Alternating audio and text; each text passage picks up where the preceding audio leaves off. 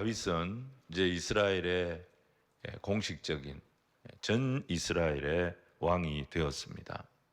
왕이 된 직후에 다윗이 했던 일은 여부수족이 점령하고 있던 이스라엘의 핵심, 이스라엘의 중심이라고 할 수 있는 난공불락의 요새였던 예루살렘을 점령해서 나라의 수도로 삼는 일이었습니다. 다윗은 수도 예루살렘이 단순히 어떤 행정적인 중심, 정치적인 중심으로 끝나는 것이 아니라 이 예루살렘이 하나님을 예배하고 하나님의 임재가 있는 영적인 중심이 되기를 원했던 것입니다. 그래서 이스라엘은 인간 왕이 다스리는 나라가 아니라 전 세계에서 유일하게 하나님께서 친히 통치하시는 그런 나라가 되기를 소원했던 것입니다. 그런 마음으로 다윗은 예루살렘을 점령하고 난 뒤에 제일 먼저 무엇을 하기를 원했냐면 이 수도 예루살렘에 여호와의 언약궤를 모셔 오려고 했던 것입니다. 이스라엘의 왕이었던 사울, 이 언약궤에 전혀 관심이 없었어요. 언약궤가 어디가 있는지 아무 관심이 없었어요. 그래서 사울의 통치 기간에 성경 어디에도 사울이 언약궤를 찾았다는 말씀이 없지요. 20년을 그렇게 언약궤가 방치되어 있었던 것입니다. 다윗은 왕이 되자마자 예루살렘을 점령하자마자 이 언약궤를 이렇게 방치하면 안 된다. 우리가 출애굽을 해서 광야를 지나올 때 항상 언약궤를 중심으로 이스라엘은 움직였고 이스라엘이 하나님의 백성이라는 증거가 언약궤인데 어떻게 이 민족이 언약궤를 이렇게 방치할 수 있느냐? 다시 이스라엘의 중심으로 모셔와야 한다. 그래서 이 시도를 했는데 여러분 이게 만만치가 않았습니다. 오늘 첫 번째는 실패하는 다윗입니다. 핵심 메시지는 뭐냐면 하나님은 정성이나 열정보다 말씀에 대한 순종을 보신다 하는 것입니다. 1절과 2절의 말씀을 우리 같이 한번 읽겠습니다. 시작. 다윗이 이스라엘에서 뽑은 무리 3만 명을 다시 모으고 다윗이 일어나 자기와 함께 있는 모든 사람과 더불어 바알레 유다로 가서 거기서 하나님의 궤를 메어 오려 하니 그 궤는 그룹들 사이에 좌정하신 만군의 여호와의 이름으로 불리는 것이라. 다윗은 이스라엘 백성 중에서 3만 명을 뽑습니다. 이 3만 명이 언약궤를 모시는 작업을 진행을 했던 겁니다. 궤를 옮기는데, 이 조그마한 궤를 옮기는데 무슨 3만 명씩이나 필요하겠나? 근데 다윗은 단순하게 언약궤를 모시는 그런 어떤 것으로 생각하지 않았습니다. 이 나라의 진정한 왕이 하나님이심을 백성들에게 교육하기 위해서 언약궤를 모셔오는 이 행사를 국가 행사로 만들고 싶었던 거죠. 그래서 온 정성을 여기에 쏟았습니다. 근데 그의 의욕이 너무 컸던 것이 실수를 불러왔습니다. 법궤를 옮길 때는, 이 언약궤를 옮길 때는 민수기 4장 15절에 어떻게 옮기는지 기록이 되어 있습니다. 이대로 해야 됩니다. 두 가지인데요. 이 성소에 있는 성물은 아무나 만져서 되는 것이 아닙니다. 그리고 이 언약궤를 옮길 때는 반드시 레위 지파 고앗 자손이 어깨에 메어서 옮겨야 합니다. 이게 율법의 내용입니다. 근데 다윗은 수레를 만들었습니다. 새 수레를, 아주 멋진 수레를 만들어서 거기에 실어 가지고 옮기려고 했던 겁니다. 그래서 다윗은 이 큰 행사를 기획을 하고 3만 명의 의장대를 준비를 하고 최고의 오케스트라 연주자들을 연주를 시켜서 또 잘 만들어진 수레에 이 언약궤를 딱 올려가지고 너무너무 멋진 그런 모습으로 이 언약궤를 다윗성에 모셔 드리려고 했던 거예요. 다윗은 이 행사에 힘과 정성을 다했습니다. 그런데 문제는 하나님이 이걸 기뻐하시지 않았다는 거예요. 사고가 터집니다. 6절로 7절 말씀을 우리 같이 한번 읽겠습니다. 시작. 그들이 나곤의 타작마당에 이르렀으는 소들이 뛰므로 웃사가 손을 들어 하나님의 궤를 붙들었더니 여호와 하나님이 웃사가 잘못함으로 말미암아 진노하사 그를 그곳에서 치시니 그가 거기 하나님의 궤 곁에서 죽으니라. 갑자기 수레를 끌던 소들이 나곤의 타작마당을 지나가는데 여기서 뛰기 시작했던 것입니다. 아무도 예상 못한 상황이었어요. 돌발 상황이 벌어진 거예요. 자, 수레 위에 있던 이 하나님의 언약궤가 흔들리면서 떨어질 것 같으니까 수레를 몰던 사람이 웃사였어요. 이 아비나답의 아들 웃사가 수레를 몰다가 이 언약궤가 흔들리니까 급하게 언약궤를 붙잡았던 겁니다. 근데 그것 때문에 웃사가 그 자리에서 즉사를 하게 됩니다. 백성들은 깜짝 놀랐습니다. 다윗도 깜짝 놀랐을 겁니다. 너무너무 낙심이 되고 두려워서 언약궤를 옮기는 일이 그 자리에서 중단이 돼버린 겁니다. 여러분, 우리가 이걸 보면 알 수 있는 게 뭐냐면 하나님은 거창하고 화려하고 아름답고 그렇게 치장을 하고 거기에 정성을 쏟고 그게 나쁘다는 게 아니라 그렇게 한다고 하나님의 말씀이 무시된다면 아무리 멋지고 아름답게 기획을 했다 하더라도 하나님의 말씀이 무시되는 자리에는 하나님이 계시지 않는 거예요. 하나님의 말씀이 무시되는 자리를 하나님 기뻐하시지 않는 겁니다. 세상 사람들은 말씀을 모르니까 자기 기분대로 하는 게 어쩔 수 없어요. 근데 하나님의 백성은 하나님 말씀이라는 기준이 있지 않습니까? 이걸 알고 있지 않습니까? 그러면 그 기준대로 해야 되는 것입니다. 세상 사람들이 다 자기 기분대로 한다고, 세상 사람들이 다 감정대로 한다고 하나님의 백성도 그렇게 해서는 안 되는 거예요. 우리는 하나님의 자녀들입니다. 3만 명이 동원되고 최고의 오케스트라가 연주를 해도 하나님의 말씀이 무시되면 하나님은 그 자리를 기뻐하시지 않습니다. 하나님은 거기 계시지 않는다. 이것을 우리가 기억해야 하는 거예요. 근데 8절을 보면 다윗이 그걸 받아들이지를 못합니다. 하나님이 자기 길을 막으신 걸 받아들이지를 못합니다. 화를 내고 언약궤 옮기는 걸 포기해 버립니다. 자, 8절과 9절 말씀을 우리 같이 한번 읽겠습니다. 시작. 여호와께서 웃사를 치심으로 다윗이 분하여 그곳을 베레스 웃사라 부르니 그 이름이 오늘까지 이르니라. 다윗이 그날에 여호와를 두려워하여 이르되 여호와의 궤가 어찌 내게로 오리요 하고 다윗은 백성들 앞에 공개 망신을 당한 거예요. 그러니까 하나님에 대해서 화가 난 거예요. 하나님 너무하지 않습니까? 하나님 섭섭합니다.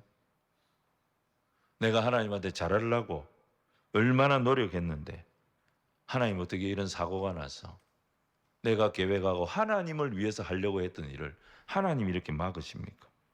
그러면서 하나님에 대한 두려움, 낙심입니다. 뭐라고 말합니까? 여호와의 궤가 어찌 내게로 오리요? 언약궤 모시는 거 나는 안 할란다. 포기해버린 거예요. 사실 다윗은 진짜 하나님 앞에 잘하고 싶었어요. 이 언약궤를 딱 모셔와가지고 이스라엘이 어떤 나라인지, 이스라엘의 진짜 왕은 내가 아니고 하나님이시라는 그 정체성을 한번 온 열방에, 만방에 딱 선포하고 싶었어요. 근데 그 의도 중에 그런 선한 의도가 앞에 있었지만 자기 의도 중에는 또 뭐가 있습니까? 이 행사를 통해서 자기가 얼마나 이 행사를 완벽하게 준비했고 자기가 얼마나 이 행사에 열정을 쏟았고 자기가 얼마나 의로운 결정을 하는 사람인지를 백성들한테 보여주고 싶은 마음도 있었던 거예요. 여러분, 사실 우리가 주의 일을 하면서 100% 사심이 없다, 그런 사람은 없습니다. 저도 여기서 하나님 말씀을 선포하지만 한편으로는 와, 이 목사 설교 잘하네, 이런 말을 듣고 싶은 마음이 있는 거예요. 전혀 그런 사심도 없이 온전히 나는 죽고 그리스도, 그런 마음이 맞지만 진짜 그러냐 묻고 또 물으면 사심이 있는 거예요. 사심이. 다윗은 진짜 잘하고 싶었어요. 하나님 앞에 잘하고 싶었고 하나님 앞에 진짜 잘하는 사람이라고 하는 칭찬도 받고 싶었던 거예요. 그런데 뭐가 문제입니까? 그 열정과 그 계산이 뭘 추월해 버린 거예요? 하나님 말씀을 무시하는, 하나님 말씀을 그냥 뛰어넘어 버리는 그런 행동으로 연결이 된 거예요. 거기에 하나님 제동을 딱 거는 거예요. 하나님이 이런 어떤 경우에도 하나님의 방법을 무시하면 안 된다. 하나님의 뜻을 무시하면 안 된다. 하나님의 뜻과 하나님의 방법대로 할 때 하나님 은혜가 거기에 임하는 거고, 하나님 은혜가 있어야 하나님의 나라가 되는 거다. 이 교훈을 다윗에게 분명하게 전달하신 거예요. 두 번째, 다윗은 다시 용기를 냅니다. 다윗이 사실 하나님의 궤를 멋지게 옮기고 싶었습니다. 근데 사고가 생기면서 망신당하니까 혼란에 빠졌던 거죠. 하나님 왜 이렇게 까다로우신가? 아니 그 방치되어 있던 언약궤, 아무도 관심을 안 가졌던 그 언약궤 다시 이스라엘의 중심으로 옮겨드리겠다는데 복을 못 주실 망정 사고가 나고 사람이 죽도록 이렇게 하시면 어떡하나? 그는 실망하고 낙심이 돼가지고 완전히 주저앉아 버린 것입니다. 석 달을 이렇게 침체가 돼 있었는데 놀라운 소식을 듣게 됩니다. 그게 뭐냐? 여호와의 언약궤가 오벳 에돔이라고 하는 사람 집에 그냥 방치된 채 있었는데 이 석 달 동안 하나님이 이 집에 언약궤를 자기 집에 모셨던 오벳 에돔의 집에 큰 복이 임하게 하셨다. 이 소문을 들은 거예요. 자, 11절과 12절 말씀을 우리가 같이 읽겠습니다. 시작. 여호와의 궤가 가드 사람 오벳 에돔의 집에 석 달을 있었는데 여호와께서 오벳 에돔과 그의 온 집에 복을 주시니라. 어떤 사람이 다윗 왕에게 아뢰어 하나님의 궤로 말미암아 오벳 에돔의 집과 그의 모든 소유에 복을 주셨다 한지라. 다윗이 가서 하나님의 궤를 기쁨으로 메고 오벳 에돔의 집에서 다윗 성으로 올라갈새 언약궤가 머물렀던 오벳 에돔의 집이 큰 복을 받았다. 이 소식을 다윗이 들으면서 다시 용기를 내게 됩니다. 지금까지 하나님의 언약궤는 두려움의 상징이었어요. 하나님의 언약궤가 가는 곳마다 재앙이 임했습니다. 다들 언약궤를 부담스러워했습니다. 블레셋 사람들이 언약궤 빼앗아 갔지요. 그 언약궤 때문에 이 사람들이 복을 받았나요? 온갖 재앙의 전염병이 돌아가지고 많은 블레셋 사람들 죽었어요. 도저히 감당이 안 돼가지고 돌려보냈지요. 베세메스로 돌려보냈더니 베세메스 사람들이 그 언약궤 뚜껑 열어보다가 70명이 죽었어요. 놀래가지고 이걸 사람들이 아비나답의 집에 방치하고 20년 있다가 다윗이 이걸 이제 다시 움직이려고 하니까 우사가 죽는 사고가 또 터졌어요. 그래서 사람들이 다 언약궤를 두려워했어요. 그런데 이 언약궤가 오벳 에돔의 집에 임시로 가 있는데 그 집은 재앙이 임한 것이 아니라 복이 임했다는 거예요. 전혀 새로운 소식이에요. 여러분 오벳 에돔 이름의 뜻은 에돔의 종이라는 뜻입니다. 이스라엘 사회에서 천대받는 이름이었습니다. 그러니까 사람들이 이 천한 사람 집에다가 언약궤를 갖다 둔 거예요. 이 사람이 어디 출신이냐? 가드는 블레셋. 이 사람 블레셋 사람입니다. 그러니까 블레셋 사람이었다가 이스라엘 백성으로 개종해서 들어온 외국인입니다. 이주 외국인입니다. 우리로 말하면. 유대 사회에 존재감도 없고 유대 사회에서 그렇게 존경받는 그런 사람이 아니라 천대받고 하대당하던 사람이에요. 근데 그 집에 언약궤를 갖다 놨는데 아무도 안 죽은 거예요. 어떤 재앙도 임하지 않았어요. 질병도 생기지 않았어요. 오히려 언약궤 때문에 깜짝 놀랄 복이 그 집에 임했다는 거예요. 무슨 복인지 모르지만 이스라엘 백성들이 들어보면 다 하나님의 복이라고 인정할 수밖에 없는 복이 그 집에 임했던 거예요. 이런 비교를 해보면 이스라엘이라고 하는 공동체는 큰 교회입니다. 이 큰 교회에 비해서 오벳 에돔의 집은 작은 개척 교회입니다. 이주 외국인 교회입니다.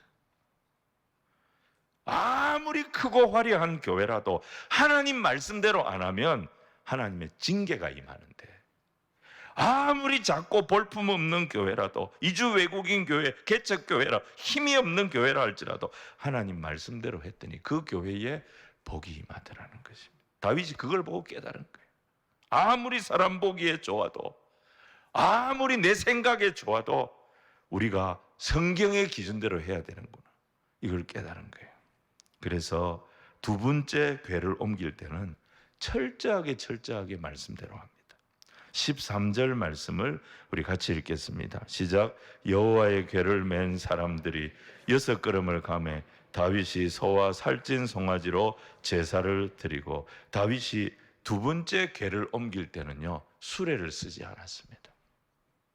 이번에는 율법대로, 성경대로 레위 지파 고핫 자손이 어깨에 메어서 원칙대로 옮깁니다. 근데 어떻게 합니까? 6걸음을 움직이고 하나, 둘, 셋, 넷, 다섯, 6걸음.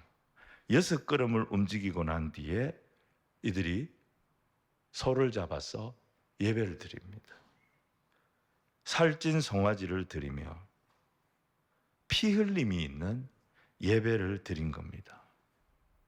지난번 첫 번째 시도 때는 이런 예배가 없었지요. 거기에는 다윗의 정성이 있었고 다윗의 수고가 있었고 최선을 다해서 최고의 완벽한 행사를 만들려고 했던 다윗의 기획이 있었죠. 그런데 두 번째는 그렇게 안 했어요. 초라해 보이지만 말씀대로 합니다. 그리고 6걸음을 가서 피 흘림이 있는 예배를 드립니다. 여러분, 왜 6걸음일까요? 유대인들에게 7이라고 하는 숫자는 완전 숫자입니다. 하나님의 숫자입니다. 그러면 6은 뭐냐? 인간이 할 수 있는 최선의 수가 6입니다. 그리고 최선의 수이지만 동시에 하나님 앞에서 볼 때에는 하나가 부족한 불완전의 수입니다. 다윗은 지난번 시도에서는 자기 스스로 자기 행사를 완벽하게 만들려고 했습니다. 하나님, 제가 하나님 모셔오는데 이번에 제가 완벽하게 준비했습니다. 흠 하나 없도록 기가 막히게 제가 준비했습니다. 자신의 완벽을, 자기의 의를 자랑하려고 했던 거예요. 그러다가 웃사가 죽고 중단이 돼버린 거예요. 그래서 다윗은 그곳 이름을 베레스 웃사라고 붙였다 그랬잖아요. 베레스 웃사, 웃사를 친 곳이라, 이런 뜻입니다. 하나님이 웃사를 치셨다. 근데 진짜는 하나님께서 웃사를 친 게 아니에요. 웃사의 이름의 뜻이 뭐냐면 고집, 강함, 완고함, 이런 뜻입니다. 하나님이 다윗의 고집을 친 거예요. 하나님께서 다윗의 강함, 자기의 강함을 자랑하고 자기의 완벽함을 자랑하려고 했던 그 다윗의 교만을 치신 겁니다. 근데 이번에는 다르죠. 자기가 할 수 있는 최선을 다하지만 말씀의 선을 넘지 않습니다. 자기가 할 수 있는 이게 전부가 아니고 최고가 아님을 고백합니다. 하나님, 제가 아무리 최선을 다한들 하나님 앞에서는 여전히 부족할 뿐입니다. 저를 불쌍히 여겨주시고 하나님의 완전으로, 하나님의 의로 부족한 저를 덮어주시고 제 수고와 헌신은 여기까지인데 제가 할 수 없는 거 하나님께서 채워 주옵소서. 이게 6걸음의 신앙 고백인 거예요. 이런 마음으로 겸손하게 하나님 앞에 하나님의 의를 구하는 피 흘림이 있는 예배를 드렸던 거예요. 그때 하나님이 다윗의 수고와 다윗의 예배를 받아주신 거예요. 여러분, 바른 예배가 얼마나 중요한지 우리 알아야 됩니다.